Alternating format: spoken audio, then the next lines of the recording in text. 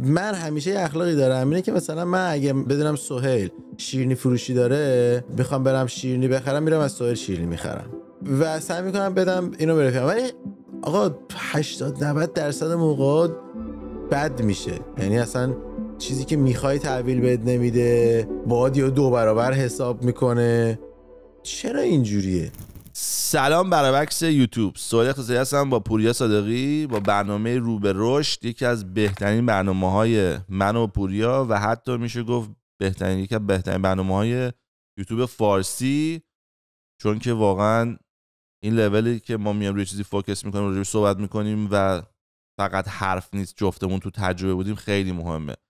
من هیچ وقت معلمی رو تو دانشگاه بهش احترام نمیذاشتم که میگم من بیزنس درس میدم ولی بیزنس ندارم، من وکالت درس میدم ولی خودم نمیرم دادگاه با قاضی بحث کنم. گفتم خب دریوس اگه تو انقدر شاخی که میگی من درس میدم، یه نفره که خمیره رو میارم میکنم وکیل، ولی خودت نمیتونی بری، خود نمیری دادگاه، خودتو آپدیت نمیکنی انقدر.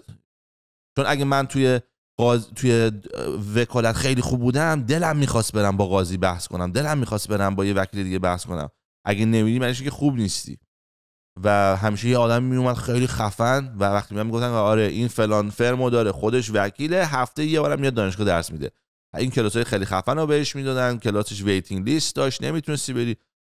و این برای من خیلی مهمه که من و پوریا ونگ نمیزنیم، ما یعنی هم از عقل حرف میزنیم، هم از تجربیات آدمای دیگه، هم از تجربیات خودمون.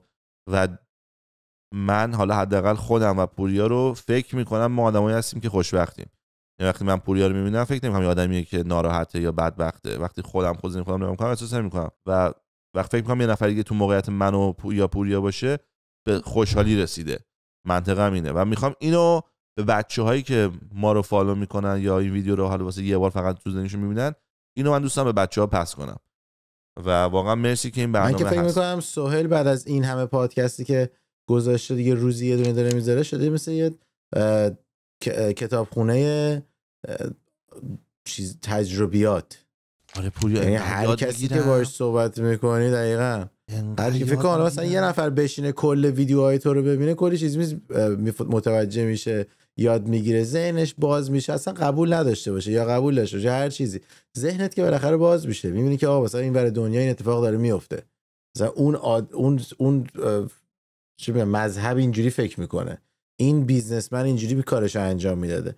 حتی یه قبول نداشته باشی یا قبول داشته باشی، باز کلی چیز یاد میگیری. فکر کن دیگه سهیلی که با این همه آدم صحبت میکنه باید همه چیز واقعا اول متوجه بشه خودش، بعد بتونه صحبت بکنه، جواب بده دیگه. واسه همین سهیل شده یه دونه کتابخونه تجربیات انسان‌های متفاوت دور دنیا. چون من می‌بینم ویدیو گذاشتی با یه آقای از ژاپن، ویدیو گذاشتی با یه آقای از نمیدونم ایران، با یه آقای از نمیدونم ترکیه، با هر جای دنیا، قوانین مالیاتی، قوانین ملکی، نمیدونم قوانین صادرات وارداتی. اصلا این سه عجیب غریب میشه. کنم 1-2 سال دیگه سهیل ای آی بسازن از روش.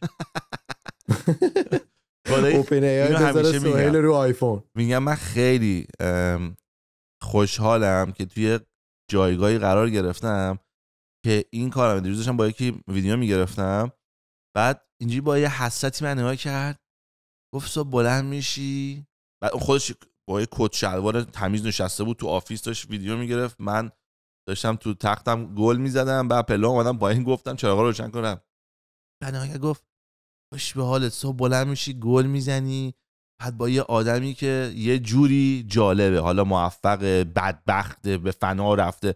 یه ویدیو دارم میگم با یه یارو از تو زندان چند روزیه، بعد زندان ایران، بعد میدونی مثلا تو کی با یه نفری که تو زندان ایرانه به خاطر قتل آخر چیز صحبت میکنی، بعد ازش میپرسی که چی دوست داری، خیلی جالبه واسه من. یا مثلا با یه خلبان چند روز صحبت کردم، به من گفتش که تو اتاق خلبان هواپیماگنده اتاق خواب دارم به علاوه دستشویی. میگم پله میریم پایین اتاق داریم فلان اینا، مثلا پراکور کم ریخ. من همیشه میگم بنده خدا نشسته اونجا. بعد گفتم مثلا کار جینگلی بنگلی هم میتونیم بکنین؟ گفت نه، تو هم اتاق هم پایین همه جاش دوربین هست. گفت یعنی هیچ کاری نمیتونیم، همه چی داره ضبط میشه. گفتم اشکال نداره. ولی در صورت دمتون گرم که واقعا این موقعیت واسه من فراهم کردین. مرسی پوریا که هستی، چون من این برنامه رو خیلی دوست دارم. آقا این برنامه میخوایم راجع به چی صحبت کنیم؟ راجع به این که من الان 16 سالمه، 20 سالمه، 35 سالمه و میخوام یه بیزنس رو شروع بکنم. حالا برای اولین بار به فکرش افتادم، انقدر تازه به عقل رسیدم. بیا اونو نگیم، بیا اینو بگیم که آقا من همیشه یه اخلاقی دارم، اینه که مثلا من اگه مثلا بدونم سهیل شیرینی فروشی داره، میخوام برم شیرینی بخرم، میرم از سهیل شیرینی میخرم، چون میگم رفیقم شیرینی فروشی داره دیگه. خب و سعی میکنم بدم اینو به رفیقم، ولی آقا 80-90% موقع بد میشه. یعنی اصلا چیزی که میخوای تحویل بهت نمیده، نمیدونم باید یا 2 برابر حساب میکنه. چرا اینجوریه به نظر تو سهیل؟ ما باید این کالچر رو به وجود بیاریم که اگه میخوایم بیزنسی بدیم، اینو بریم به رفیقمون بدیم که مثلا صاحب اون بیزنس ساپورتش کنیم، یا اینکه تجربه تو هم همینه که از 10 بار وقتی به رفیقت بیزنس میدی 8 بارش خراب پشیمون میشی تا اینکه بخوای خوشحال‌تر باشی؟ ببین خیلی جالبه، نمیتونم جوابتو خیلی ساده بهت بدم چون باید قشنگ یه داستان برات تعریف کنم. تو یه کاری الان کردی مغزم پاشید. من اومدم با ریاضی ثابت کردم که فرهنگ ایرانی توی بیزنس بدترین فرهنگ تو کل دنیاست و این هم ریاضی رو برات توضیح میدم. من توی ونکوور جزء بچه‌های مطرح بودم، درسته یا نه پوریا؟ وقتی که بین 20 سالگی تا 30 سالگی، یعنی 20 سال پیش. معنیش چیه؟ من نبودم کانادا، ولی حالا من منظورم چیه؟ مطرح بوده چون خیلی ها میشناسنش. از منظورم چیه از این؟ به خاطر اینکه همه رو واقعا میشناختم. یعنی مثلا من آدما اگه تو از گروهن، من با مثلا 15 تا گروه میچرخیدم، ولی اون گروه واقعا فقط تو یه گروه میچرخن. اگه 20 نفر بودن واقعا فقط با هم بودن. ماکسیمم یه نفر بود که تو 2 تا گروه بود، فقط من بودم که تو 15 تا گروه بودم. حالا چرا این مهمه؟ معنیش اینه که من یه عالمه آدم میشناسم. یه عالمه آدم منو میشناسن، تلفن منو دارن، منو میبینن، حداقل تلفنشون مثلا میگه 3 هفته دیگه 3 ماه دیگه یارو رو میبینم. اینو داشته باش. این یک. بذار ببندم کنار. 2 سال 2005 تا 2015 شب پرینتر یکی از مهمترین چیزای دنیای امروزی بود. چون تو خونت میتونی داکیومنت پرینت کنی، قبلا نمیتونستی، بعد میرفتی یه مغازه وای میسادی میدادی یارو واسط میگیره. بعد مثلا میگم میخواستی از یه چیز خصوصی بگیری، فتوکپی بگیری، رود نمیشد بری چون یارو میگه. ولی الان به خاطر پرینتر دیگه اومد تو خونه و اینا. حالا منطقش چیه این حرفم؟ که تو همه خونه ها پرینتر بود، همه کارا پرینتر داشتن. خیلی هم تو خونه پرینتر داشتن. من کسی رو کم میشناسم که تو خونش پرینتر نداشت. پس تو میتونی بگی که تقریبا اکثریت آدما به یه پرینتر دسترسی داشتن، یه مقداری از آدما به 2 تا پرینتر دسترسی داشتن. پس یعنی هر آدمی که من میشناختم 1 یا 2 تا پرینتر داشت. هر پرینتر هم تو در سال خیلی خیلی دیگه باش چیلکس بشی، در سال یه بار باید جوهرشو عوض کنی. بگو بعضی موقع 2 ماه هست، 1 ماه هست، ولی ما میگیم بگو 1 سال. هر ماه دفترمون پرینترش عوض، جوهرش عوض میشه. ما روزی میکردیم، ولی من میگم بگو سال. خیلی دارم مهربونانه به طرف اونور رفتار میکنم. پس شد اوکی، این نمازی بگو 1 سال یه دونه جوهر باید بخرن برای 1 یا 2 تا پرینتر که میشه 1.5 تا جوهر در سال. پس حالا بیا ریاضیش انجام بدیم. من 10 سال این کارو کردم، 1000 نفر آدمو فقط تو ونکوور میشناسم. خب یعنی نه مثلا آدمایی که تو ونکوورن به من دسترسی دارن، من این من میبینمشون، 1000 نفر من میشناسم.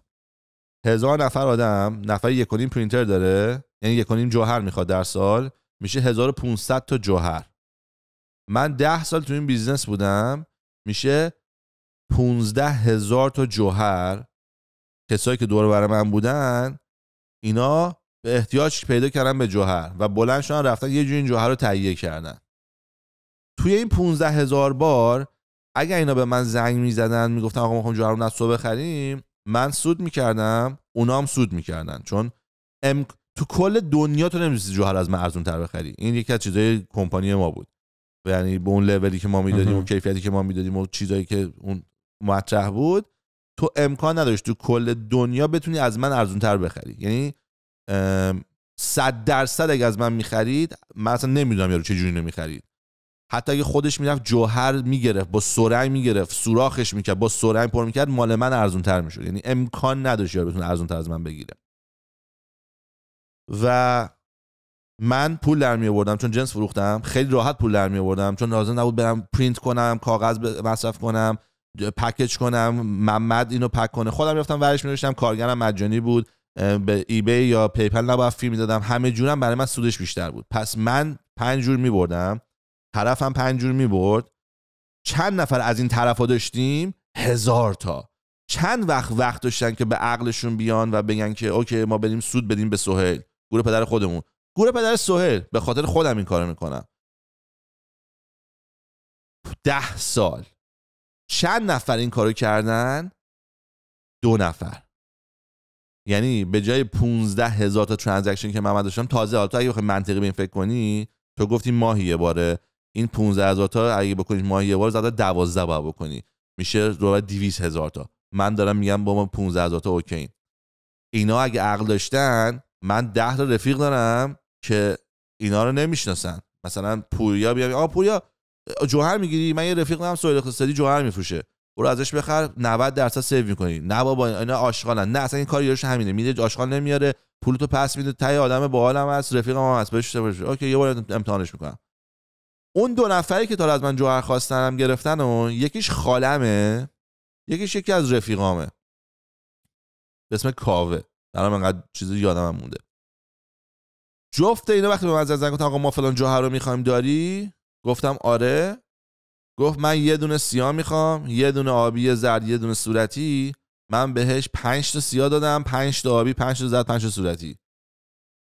گفتش پولش چقدر میشه؟ گفتم اصلا فکرشو نکن. ولی 15,000 بار تا 200,000 بار از ترانزکشن از من گرفته شد، چون ایرانی میگفت اگه من به سهیل کمک کنم سهیل قوی تر میشه. به غیر از این اگه منطقه دیگه ای داره شما بگو. ما گفت پوریا توضیح بده واسه من. نه درسته، آره، نه اینکه 100%. یعنی حالا اینکه یه نمونهشه، از اون ور دیگه مثلا طرف که وقتی میبینه زندگیت بهتر میشه، کوالیتی زندگیت بهتر میشه، طرف مثلا میبینه پوریا داره میره سفر، میگه اوه این پولشو ساخته، مثلا این تو فکر سفره، من دیگه بهش بیزنس ندم.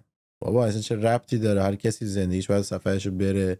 اوه این ماشین فلانی داره دیگه، من بهش بیزنس ندم، اگه من بیزنسم بدم دیگه نمیشه جمعش کردی، خیلی چیز میشه. خیلی من که این قضیه رو خیلی حس کردم، خیلی مثلا آدمای واقعی دور و برت اینطوری نیستن. تو مغز من رو داغون کردی. تو برگشتی گفتی که آدم وقتی با نفری که آشناشه میره کار میکنه میره تو پاچش.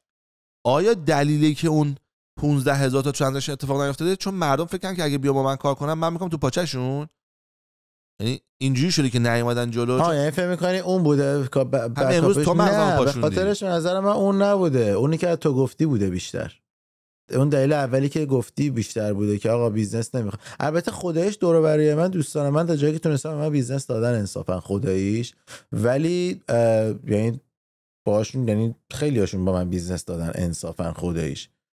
ولی این چیزی که میگی خیلی وجود داره تو جامعه ایرانی، تو کالچر ایرانی خیلی وجود داره، خیلی. حالا شاید واقعا اون اسکیلی که تو تجربه کردی خیلی شاید ریرتر بوده، کمیابتر بوده که همچین ریشیویی باشه، ولی من دیدم، من خیلی دوست آشنا دارم که خب حالا با من کار نمیکنن، با آدمای دیگه کار میکنن، اشتباه هم میکنن چون آخر سر ضرر میکنن. خب چون واقعیتش من خیلی میتونم هواشونو بیشتر داشته باشم. خب ولی تجربه خود شخصی من این که با دوستانم کار کردم یه مقدار تلخ بوده، میدونی. مثلا همین الان مثلا ماشین من رنج روورم یه مسئله براش پیش اومده بوده، همون که بهم گفتی دادم یکی از بعدش که از سفر برگشتم یه مسئله براش پیش اومده بود، یه 2-3 تا چراغش روشن شده بود که بعد درست میشد. خب که ورنتر رنج روور دیگه، رنج روور بعد از 1 کیلومتر این اتفاق براش میفته. میگن رنج روور ماشین خوبیه ولی کسایی که دارن خیلی براش هزینه میکنن، راستم میگن. مثلا من امسال شاید فکر کنم 6-7 هزار دلار فقط هزینه کردم واسه درست کردنش، خب چون وارانتی هم دیگه نداره. حالا به هر حال مثلا من این ماشین دادم به یکی از دوستانم که واسم درست کنه. چرا؟ چون مثلا مکانیک شاپ باز کرده، 1 ساله، پسر خوبیه، ولی حالا ایرانی هم نیست که من میتونم اینو بگم. ایرانی هم نیست. حالا این که میگی فقط تو ایرانی‌ها نیست که بگی مثلا دوست صمیمی ایرانیت میاد خراب میکنه، نه اصلا کلا دوست فکر میکنم توی کامفورت زونی میره که دیگه نمیاد تو رو به عنوان یه مشتری ازت تیکر کنه، میگه بابا این که حالا اوکیه، این که حالا رفیقمه دیگه، میدونی این جوریه. خب شاید یکی دو تا جا هم بخواد مثلا مرام بذاره ارزونتر واسه جور کنه، مثلا تخفیف بتونه بگیره برات بگیره. خب ولی لحاظ کوالیتی سرویسی که میده میاد پایین. اون سرویسی که میخوای بگیری دیگه سرویس کسی که نمیشناستت نیست. آره. من تجربه اینطوری بوده. آره اینم منم بوده. منم با هر کسی که مثلا نزدیک مثلا بهش میفرام کارو بکن، مثلا میگه اگه غریبه بود خیلی جدی میگه آقا من گفتم این میز مثلا 10 سانتی متر، شما 9 سانتی متر آوردین، این کوتاه، من بهت پول میدم تو درستش کنی. اونم میگه راست میگی، میره میکنه. به رفیقت که میگی آقا این میزی که شما سنگی که شما آوردی 9 سانتی متر مال من 10 سانتی متره، بابا تو اون روز میز تو کج گذاشته بودی، گفتم که یه بار خودت متر کن. خب چقدر سخت خودی یه عکس میگرفتی میفرستادی، یا تو مسئول میشی، تو آدم‌وزی میشه، بعد قرشو میزنه و میره. بعد تو میگی خب پس چی شد؟ میز چی شد؟ درست میکنیم یا نه؟ حالا اینم عوض کنیم سعی 1 سانتی متر، بابا ولمون کن دیگه، ما تو جنگل زندگی میکنیم، سعی 1 سانتی متر دیگه. بعد میگی آخه من نمیفهمم چرا داره اتفاق میفته. تو بعد الان احساس شرم بکنی که آقا من اگر کاستومر بود برش میرسیدم، رفیقام که دوباره بهش برسم. ولی دقیقاً حرفی که تو میزنی همیشه منم احساس کردم، دوباره تکرار میکنم، تو ویدیو قبلا تکرار کردم، وقتی همه چی خوبه که همه چی خوبه. اگه من هر روز میرم خونه پوریا میشم سلام پوری جان خوبی هستی، پوریا میخوبه، بعد بگیم سوال خوبه، پوریا بگه آره، حرف پوریا گو ارزش نداره، چون پوریا که نمیدونه من. ولی اگه رفتم خونه پوریا دستم خورد، لیوانش تو شکست، بعد رو لپتاپش من دویدم، ناراحت شدم، همه رو خودم تمیز کردم، دستم پاره شد وقتی دارم تمیز میکنم، بعد لپتاپت از کجا خریدی فراسو با لپتاپ نو اومدم، اون موقع پوریا میگه سوال بچه خوبیه، حرفش خیلی میارزه. یا میگه نه با این آشغال، یه روز من خونم و یه دفعه گند زد، اصلا بلند شد رفت، اصلا انگار نگاه من داشتم تمیز میکردم دست خودم رو بریدم، لپتاپ دیگه ندارم، بهش زنگ میزنم جواب تلفنم نداده. این موقع است که تو میفهمی که خوبه بده. تو موقع خوبی که نمیتونی بفهمی، موقع مشکل بعد آدم ببینه چند مرحله حلاجه. من روزی که دیوونه النا شدم، النا تو خونه من بود، پاشا با یه دونه پاروی قایق زد وسط تلویزیون 65 اینچی، بعد یه تلویزیون سیاه شد. خب بعد النا گفت تیوی چرا سیاهه؟ گفتم جلو، گفتم که دیگه تیوی نداریم، یه رادیوی گنده داریم. بعد النا گفت چی شده؟ گفتم فکر کنم پاشا شکوندش. اولین جمله‌ای که از دهن النا در اومد کجا باید بریم تلویزیون بخریم؟ هیچ وقت اینو یادم نمیره. من توی کل زندگیم اینو تجربه نکردم به غیر از اینکه خودم برای کسی دیگه بکنم. مثالش هم با یه رفیقم رفتیم بیرون، یه ماشین اجاره کرده بودیم، کمپینگ بودیم، بعد داشتیم توی جاده‌های خاکی میرفتیم و دستی میکشیدیم. من از یه کوچه اصلی یا فرعی اومدم بیام تو یکی کوچه دستی کشیدم، ماشین چرخید، با کون ماشین زدم اون با باسن ماشین زدم اون میله‌ایو که آدرس خیابون رو توش نوشته رو کندم. یعنی با ماشین زدم اون میله از زمین در اومد، پرت شد اون و پشت ماشین دیگه میدونید چی میشه دیگه با اون قدرت اون این خورد. پیاده شدیم، نه پیاده نشدیم، این خورد ما اینجوری وایسادیم. بعد من برگشتم نگاش کردم، گفتم که من 100% مسئولیت اینو قبول میکنم، هر چی باشه خودم درستش میکنم، بیمم نمیخواد بدی. ببین یعنی همون ثانیه هم ماشین پیاده نشدیم، نمی‌دونیم چی شده. گفتم آقا اصلا یک ثانیه نمیخوام تو فکر کنی که مثلا آیا این میده، حالا ما بدبخت شدیم. نه من 100% تقصیر من بوده، همش هم فکر حتی نمیگم من بیا $400 بدم برو بیمه درست کن، کل پولشو میدم، چون میدونم اگه بگم $400 بیمه میره بالا. وقتی که میدونم تو اگه الان من ماشین پوریا رو بگیرم بزنم به دیوار، بعد پوریا منو سو کنه بگه که آقا این ماشین منو لامبورگینی زده به دیوار، $10,000 خرجش شده، این حرومزاده $300 بیشتر نمیده، میگه برو بیمه پول بگیر.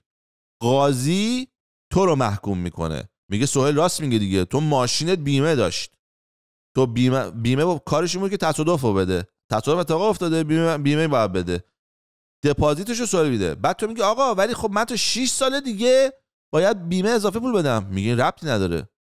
اینم میدونم، اینجوری نیست که مثلا اینو نمیدونم یا دارم حدس میزنم، اینو تو قاضی تو دادگاه دیدم و میدونم که مسئولیتش اینه که فقط پول بیمه رو بده.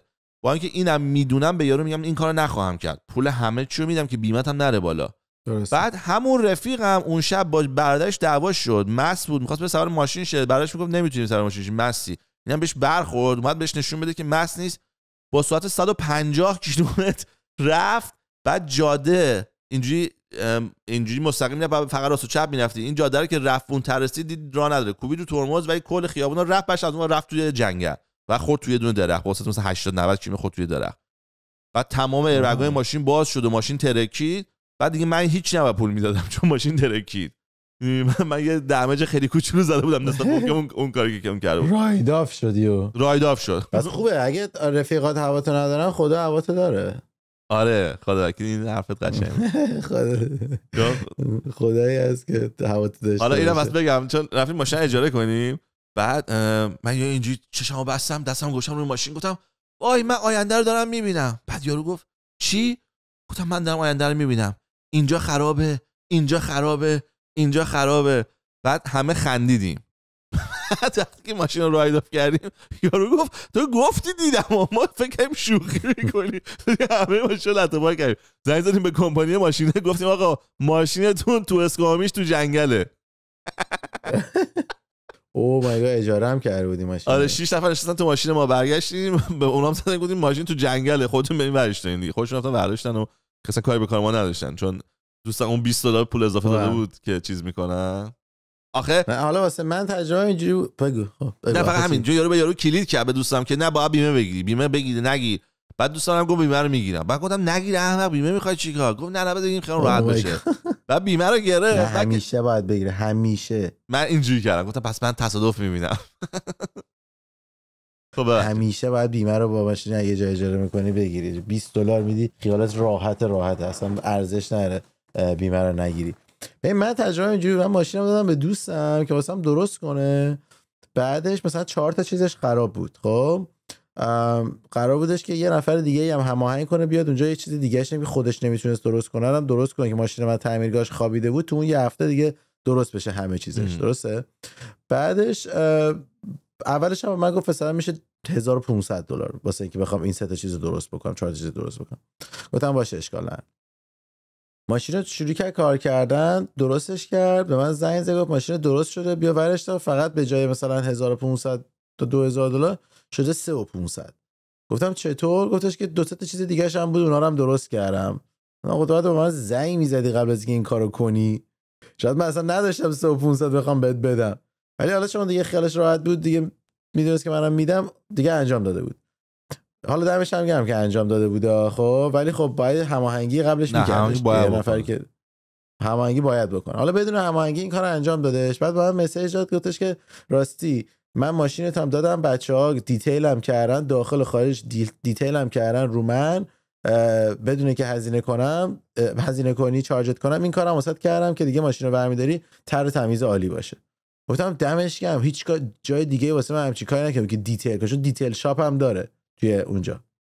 آقا من ماشین رو رفتم ور دارم، حاجی رسیدم ماشین کثیف، نه بابا کر و کثیف.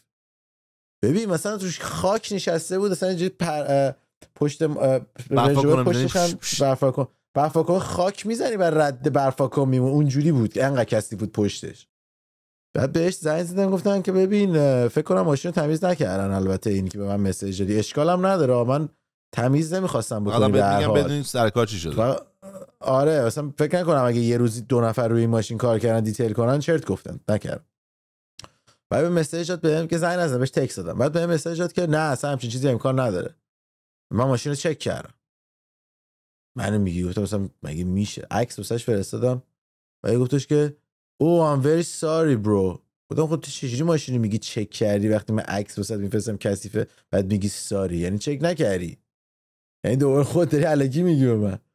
بعدش گفتم عجب. آقا ماشین سوار شدم اومدم تو اتوبان که بیام سمت خونه، چون تعمیرگاهش سوریه، اومدم بیام سمت خونه تو اتوبان، هر چی مثلا من یه ترمز میگرفتم فرمون میکشید راست.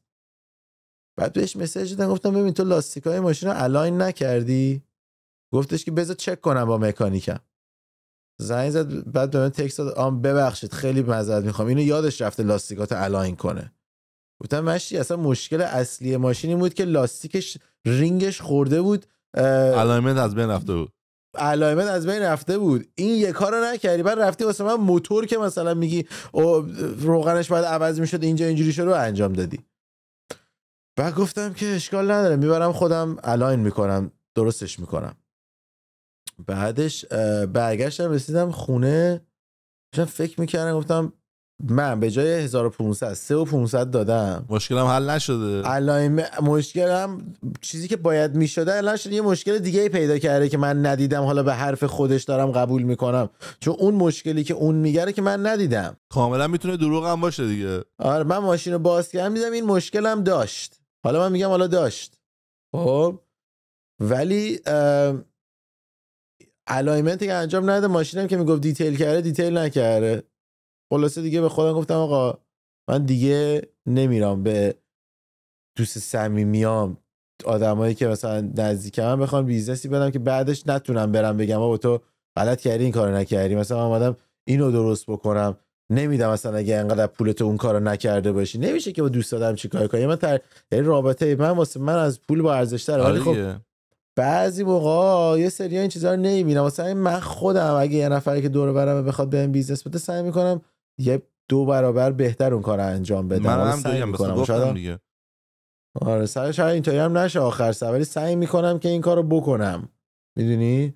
خلاصه خواستم اینو بگم که بچه‌ها، کسایی که میان تو بیزنس سعی کنن آقا اینو رعایت کنن. حالا اگر همین می‌خواستم بگم، من اصلا اگره که من میخوام بگم اگر تو لازم دیگه نیست، من همه رو 100% چیز میکنم، بهش میرسم. یعنی انگار رفیقمه یا انگار رفیقم نیست، حالا هر کدوم تو دوست داری بردار. ولی من اصلا مهم نیست کی زنگ میزنه. وقتی من مشکل کاستومر بوده فقط فکر می‌کردم که من چطوری باید اینو حل کنم، چه جوری من اشتباه کردم، کی اشتباه شنیده، چی شده، اصلا کاری ندارم. چون میگم آقا مشتری داره، اصلا یارو میگه ماشینتو برگردون، میگه ماشینتو برگردون ما دیتیل میکنیم، یا ماشینتو برگردون ما نه مثل شده فقط I'm sorry، همین.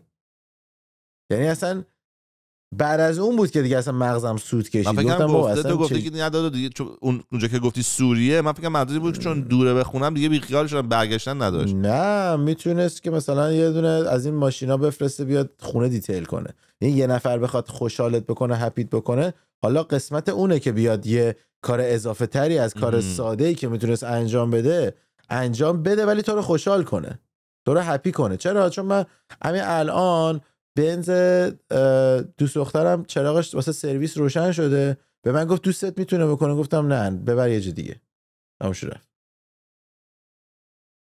در صورتی که میتونست همینجوری از من بیزنس بگیره. من چند تا ماشین دارم دیگه. همشون هی سرویس میخوان، همشون بعد تازه خودم که دارم، یه چیز شرکتمونم کانستراکشنمون کلی ماشین داره، نمیدونم ریلتورای آفیسمون همه دقیقاً ریلتورای آفیسمون همه ماشین داریم. مثلا من یه سورسی هم که یه نفر به من یه سرویس خوب بده، یه گروه آدم میره همینجوری سمتش، میدونی. مثلا یه آدمی نیستم که کسی نشه باشه، آدم دور و برم نباشه. یه دونه این قانون هست برای بچه‌ها که میخوان یاد بگیرن، این قانونه، یعنی حرف شخصی نیستش، این تو کتاب درس میدن تو بیزنس دانشگاه. یه دونه مشتری ناراضی برای اینکه بخوای تو بیزنست حلش بکنی، یعنی ضرری که از توش امکان داره واسط بیاد و دست بگیری، حداقل 10 تا مشتری جدید لازم داری. یعنی یه نفر اگه اونجا صبح عصبی بره، اگه تو روزی 10 تا فروش داری، تو بعد اون روز 20 تا فروش داشته باشی که اونو بتونی آفست کنی، وگرنه تمام اون روز تو دیگه مجانی کار کردی. به خاطر اینکه همین داستانی که الان پوریا گفت، تو همین یه جمله پوریا به یارو $10,000 ضرر زد، فقط چون به دوست دخترشو به منو محسن گفت نرین اونجا. نگفت نرین اونجا. من به پوریا گفتم که آره پوریا ماشینم خرابه، بعد برم مازراتی چیزش عوض کنم. اونم گفت آره حتما خیلی گرونه. ولی پوریا احمق که نیستش، اگه اون لحظه میدونست یه نفر رو داره که چه جوری جون و دل میده، به خاطر اینکه اصلا واسه من چوسی بیاد به من میگفت میخوای اینجا بفرستمت پراکورکت بریزه، بعد میرفتم اونجا میدم واو چه یارو خوبه. ولی الان پوریا میدونه که اگه من بفرستم اونجا یه چیزی بد بشه، یارو همین کارو با من میکنه و من از دست پوریا شاکی میشم. به خاطر همین نمیگه. اگه من برگردم به پوریا بگم یه دونه جا پیدا کردم تو سوری میخوام برم، میگه او اسمش 1 2 3، اونو من به شما پیشنهاد نمیکنم. چرا پوریا؟ من پیشنهاد نمیکنم، ولی خودت میدونی کی همچین حرفیو بشنوه بالا میشه میره اونجا. دقیقاً خیلی مهمه، خیلی این قضیه مهمه واسه همین کسایی که واقعا توی بیزنس هستن. سعی کنن کاستومر سرویسشون رو ببرن بالا، حتی اگر بدونی رو اون مشتری ضرر میکنی. اصلا نه حالا ضرر هنگفت، اصلا پول در نیاوردی. دیدی مثلا یکی میاد آره. مثلا میگم چه باش برزن بابا یه شلوار خریده بود حالا کلا به ما 100,000 تومان سود داده بود گور پدرش. میگم گاوی اصلا عدد مهم نی، تو باید همه با ایموجی هپی فیس مردم تجربیات خوبشون رو شاید به هم دیگه نگن ولی تجربیات بدشون رو به هم دیگه میگن. حتما تجربیات خوبشون رو کمتر به هم دیگه شاید بگن، مثلا یا اینجا رفتیم خیلی دمشون میگم چه کاستومر سرویسی داشتن. نه نمیگن همچین چیزی رو، خیلی نمیگن. حالا شاید هم بگن ولی شاید همین که سهیل گفته شاید 30% مردم تجربیات خوبشون رو بگن ولی 80-90% تجربیات بدشون رو میگن، مکشور میکنن. من یه یارو تو ویدیوام گفتم قبلی دیگه توضیح نمیدم ولی برای خودت میگم، یه یارو سقف ما رو سری داستانی خراب کرد، واقعا آدم بدی بود. این موضوع مال 13 سال پیشه فکر میکنم. من هنوز براش نگاتیو فیدبک میذارم.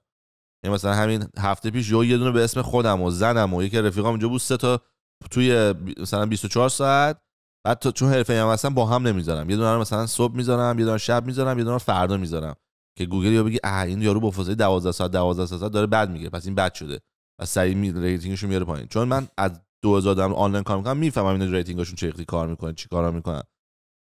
یعنی درست. من خطرناکترم هستم. یعنی یارو خیلی اگه من همونی که میگم حداقل من برای یارو حداقل 30 تا مشتری جدید ضرر داشتم. چون هر پلتفرمی تو بری اسم یارو بزنی حداقل 10 تا از ریویوهای من هست. بعد یه جوری می‌نویسم که انگار یه نفر دیگه است، تلفن‌های متفاوت، مکشور میکنم اینترنت شکلی نباشه. تو میری دیگه با شمشیر از ریشه میزنی بیزنس یارو رو. 13 ساله سر $300. یعنی یارو به من گفت $300 خرجشه، بعد که تموم شد گفت 1700.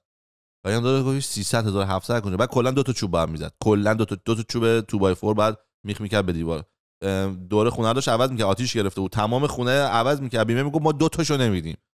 بعد گفتم خب آخه نشون دادین 40 تا رو عوض میکنی، خب 2 تا که قدیمی باشه احمقانه است. میگفت ما نمیدیم. به یارو گفتم تو که دارین اینجا که هستی، اینجا هم که کندی، نردبونت هم که زدی، میشه تو به جای 40 تا چوب 42 تا عوض کنی؟ واسه تو 2x4 با میخ دیگه. گفت اوکی من 200 ازت میگیرم.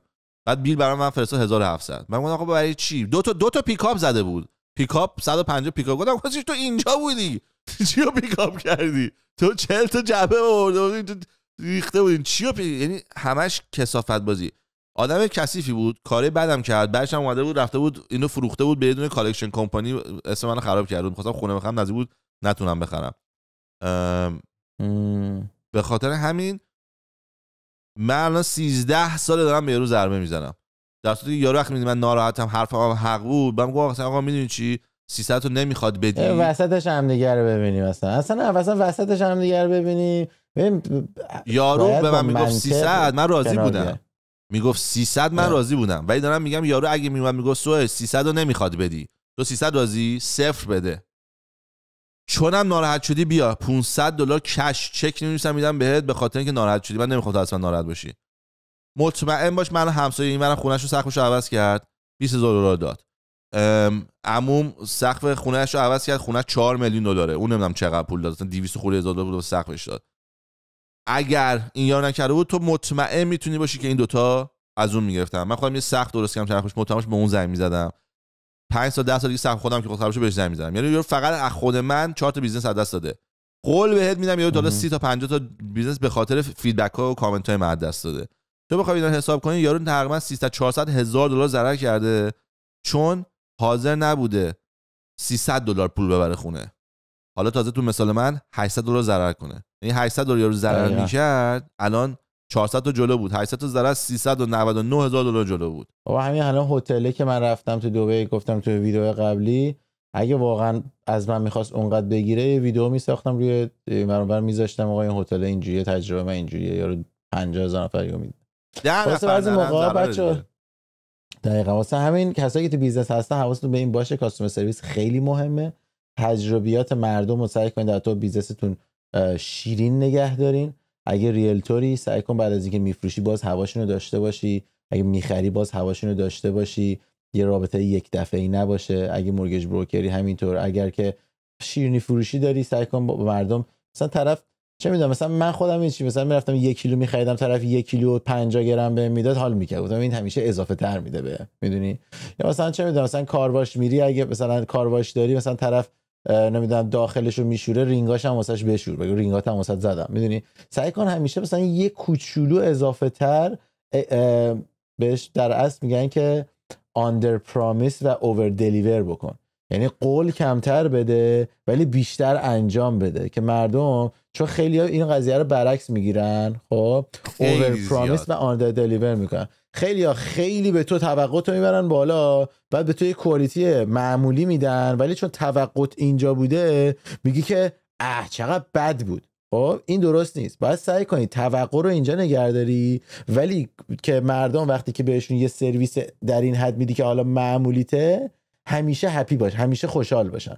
ولی وقتی که بیای توقع رو ببری اینجا، بعد دوباره همین سرویس رو بدی، اتفاقی که میفته همیشه ناراضی هستن. تو هم داری کارتو درست انجام میدی یا کارتو اشتباه انجام نمیدی. مثلا اگه اومده ازت یه سرویسی خواسته همونو بهش بدی، کارت درسته، ولی بخاطر اینکه توقع رو بردی اینجا، همیشه ناراضیان و بر نمیگردن، بیزنست رشد نمیکنه. این یکی از بهترین چیزایی که میتونی واسه هر بیزنسی استفاده بکنی که بتونی سریع رشد بکنی و پول خیلی بیشتری در بیاری، مردم هم خوشحال‌تر باشن، حرف مردم پشت سرت بهتر باشه، که بهترین مدل و بیشترین مردم خرج روی تبلیغات میکنن که بیان بیزنس بگیرن، تبلیغات پولی، ولی بهترین مدل تبلیغات مجانی، حرف دهان به دهان، و اینکه یه نفر معرفیت کنه به یه نفر دیگه است که شانس بیشتری داری اون بیزنس رو بگیری تا اینکه بری تبلیغات کنی یه نفر بیاد سمت. واسه اینو حتما رعایت کنید.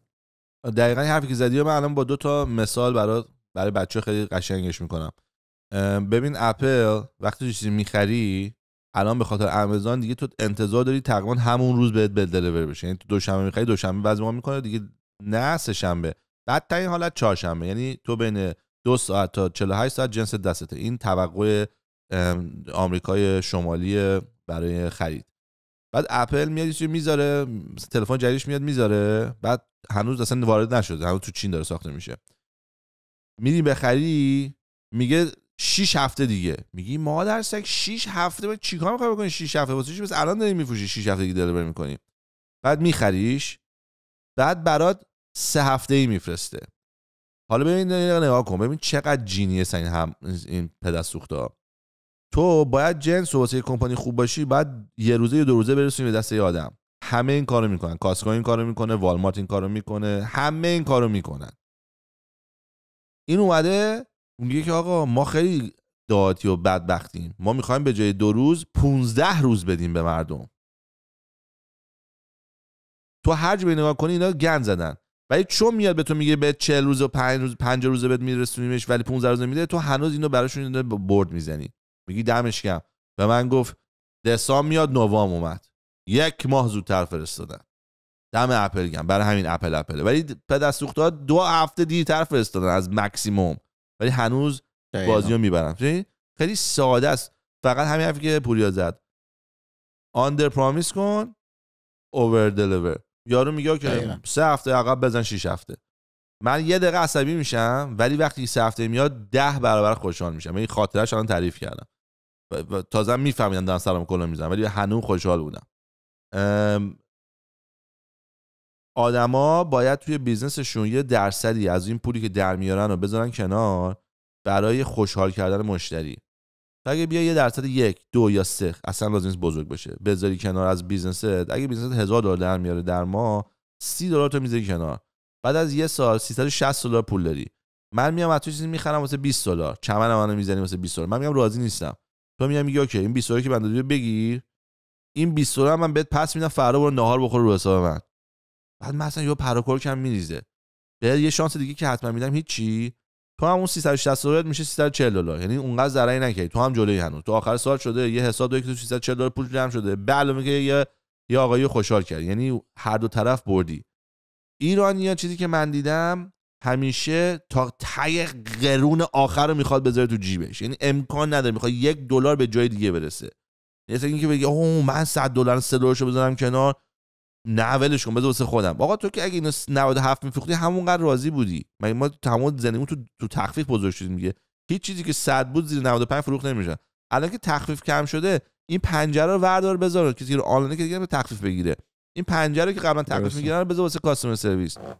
حالا این گفتم 2 مثال. مثال دوممه، تو الان باید شو برو تو هر کشوری که هستی، برو مغازه ایرانی، رستوران ایرانی، بگو آقا غذای شما کیفیتش چطوره. بدون استثنا میگن ما بهترین کباب شهر رو داریم، ما بهترین قرمه شهر رو داریم. این حرف چقدر میتونه احمقانه باشه؟ یعنی چی همه ایرانی‌ها بهترینن؟ بعد وقت ایرانی که اصلا واقعا آشپزیشون اونقدر خوب نیست. یعنی اینجوریه که تو میخونه همه خودشون. یه مامان من مثلا آشپزیش خوب بود، همه حرف میزنن راجبش. من رفیقام زنگ میزنن خواهش میگم بگو مامانت غذا درست کنه. نه اینجوریه که خیلی رایجه غذای خوب همه جا باشه. بعد میخوری غذاشو بعد مزه است. بعد نگاه میکنی میگی خب مثلا احمقی، فروشت که کمه، منم که الان خودم دوست ندارم. تو چه توهمی هستی که میگی من بهترین رستوران شهر رو دارم؟ چرا این جمله رو اصلا میگی؟ چرا وقتی من غذا چطوریه بعد بگی که امتحان کن ببینید دوست داری یا نه؟ من که خوشم میاد. مثلا این چرا این جواب نیست؟ چرا همیشه ایرانیه ما بهترینیم، ارزون ترین، با کیفیت ترین و خوشمزه ترین ماییم؟ خب یعنی اگه تو این باشی خب احتمال برشکست شه. هیچ کس نمیاد بگه که جنس من بده دیگه، همه میگن جنس من خوبه. ولی میگم تو یه حدی بگو دیگه، همینجوری که میگی اوور پرامیس نکنی، نگو ما بهترین. آقا کباب دیگه میدونی تو کانادا تا یه حدی میشه کباب خوب کرد، کباب ایران نیستش، ولی ما سعی کردیم خوب باشه. چقدر این جواب قشنگ‌تره تا ما بهترین کیفیت رو داریم با بهترین قیمت و خوشمزه ترین. خب تو فقط به من گفتی دیوونه، فقط به من گفتی تو توهم زندگی میکنی، فقط به من گفتی که اگر تو فکر کنی چیزی خوشمزه است، تو فکر میکنی همه آدمای دیگه هم فکر میکنن خوشمزه است. چقدر احمقه. دیدی بچه 3 ساله جلوی تلویزیون وای میسه میگن برو کنار. چرا؟ چون وقتی بچه 3 ساله جلوی تلویزیون نگاه میکنه، مغزش انقدر کوچیکه فکر میکنه همه آدما دارن دنیایی رو که این میبینه رو میبینه. بعد وقتی بهش میگی برو کنار نمیفهمه، میگه برم کنار از کجا؟ اینکه تلویزیون جلومه، چیو برم کنار؟ بچه 3 ساله مغزش نمیکشه. یه بیزنس 20 آدم 25 ساله 35 ساله مشکلش چیه؟ فقط بی تجربگی، فقط که یکی این حرفو بهش نزده. ما زدیم. برو بریم. بریم. این هم از این اپیزود رو به رشد بچه‌ها. امیدوارم که این اپیزود هم خیلی دوست داشته باشین. سهیل بازم دمت گرم. مرسی هستم. دوباره برنامه بذاریم این هفته آینده با هم دیگه اپیزود ریکورد کنیم که همینجا پشت سر هم بیاد که بعد قول نشین. مرسی از ساپورتی که میکنید.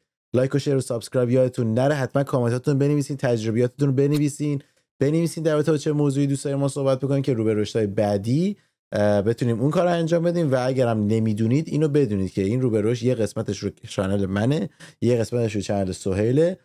اگر که دوست داری بیشتر از اینا ببینید رو کانال منم میتونی پیدا بکنید. دمتون گرم. مرسی. دمتون گرم بچه‌ها. شب روزتون بخیر. چاکس.